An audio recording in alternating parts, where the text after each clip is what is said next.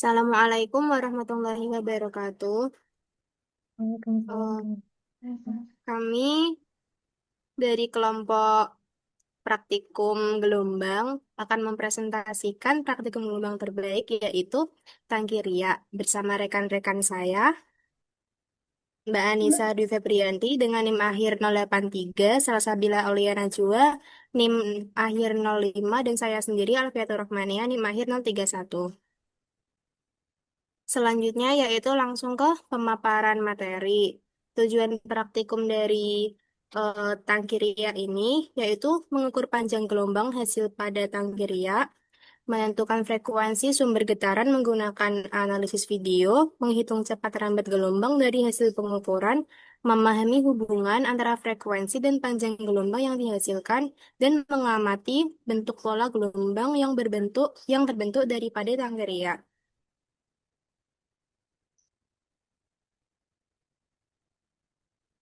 Gelombang merupakan salah satu fenomena penting dalam fisika yang terjadi akibat adanya getaran yang merambat tanpa memindahkan mediumnya secara keseluruhan. Salah satu contoh yang mudah diamati adalah gelombang pada permukaan air, di mana perambatannya dipengaruhi oleh gaya pemulih seperti gravitasi dan tegangan permukaan.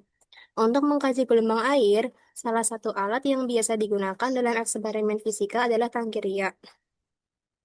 Tangkiria dirancang untuk menghasilkan gelombang pada permukaan air sehingga pola gelombang yang terbentuk seperti interferensi, difraksi, dan refleksi dapat diamati secara langsung.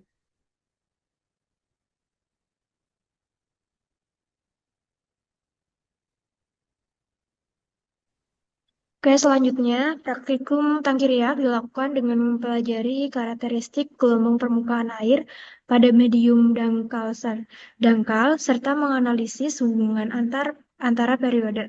Kemudian ada panjang gelombang dan kecepatan rambat gelombang.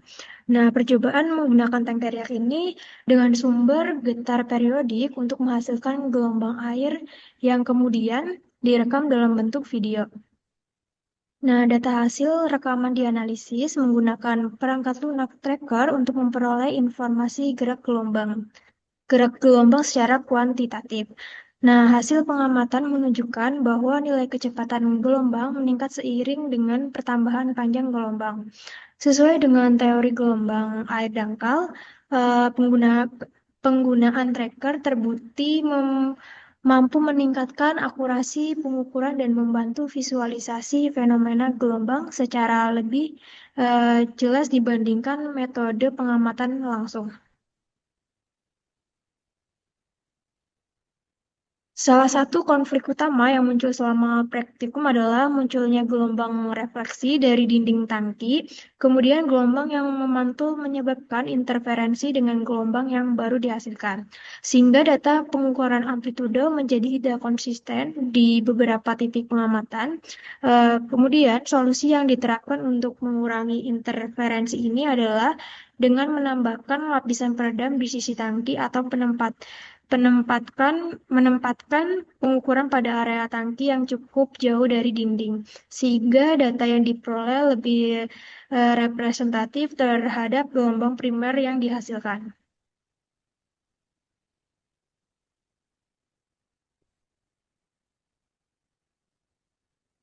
Selama praktikum, pengaruh hambatan dengan berbagai bentuk juga teliti, hasil menunjukkan bahwa bentuk hambatan mempengaruhi pola difraksi gelombang. Hambatan berbentuk persegi menghasilkan pantulan yang lebih teratur.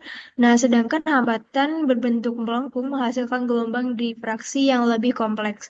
Hasil muncul ketika gelombang yang melewati hambatan melibatkan interaksi multipantul, sehingga analisis amplitudo menjadi sulit. Eh, jadi solusi praktisnya itu adalah melakukan visualisasi dengan kamera slow motion dan menghitung rata-rata amplitude pada beberapa titik, sehingga data lebih konsisten.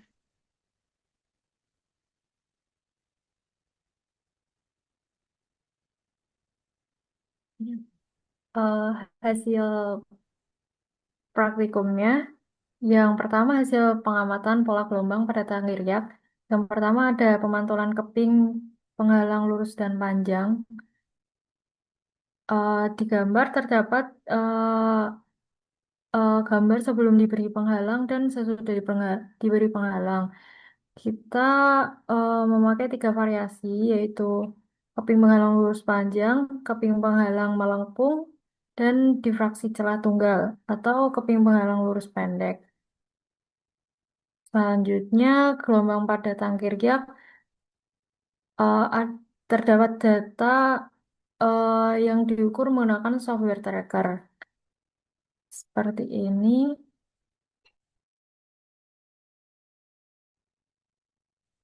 Dan yang kedua, eh, variasi kedua, panjang gelombang dan cepat rambat.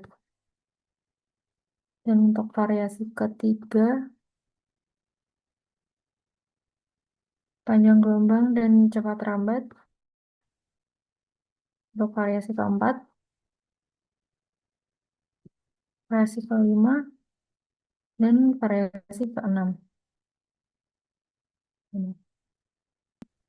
Berhasil menunjukkan perilaku gelombang pada permukaan air, termasuk pembentukan amplitudo, panjang gelombang, dan kecepatan gelombang. Pengaruh frekuensi penggetar terhadap tinggi gelombang dan panjang gelombang sesuai dengan teori gelombang linear. Sehingga percobaan ini membuktikan hubungan matematis antara frekuensi, panjang gelombang, dan kecepatan gelombang. Selama praktikum, eh, muncul masalah seperti interferensi gelombang akibat pantulan dari dinding tangki, ketidakstabilan ketinggian air, dan variasi amplitudo akibat gesekan atau pusaran.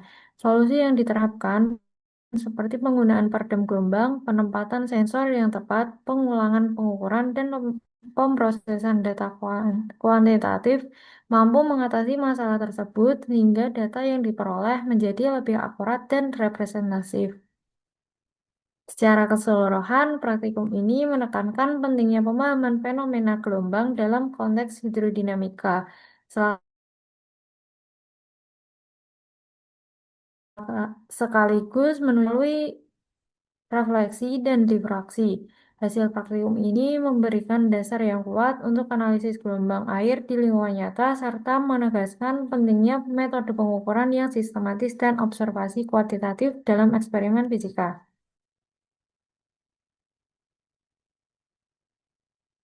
Eh, Dari kelompok kami, eh,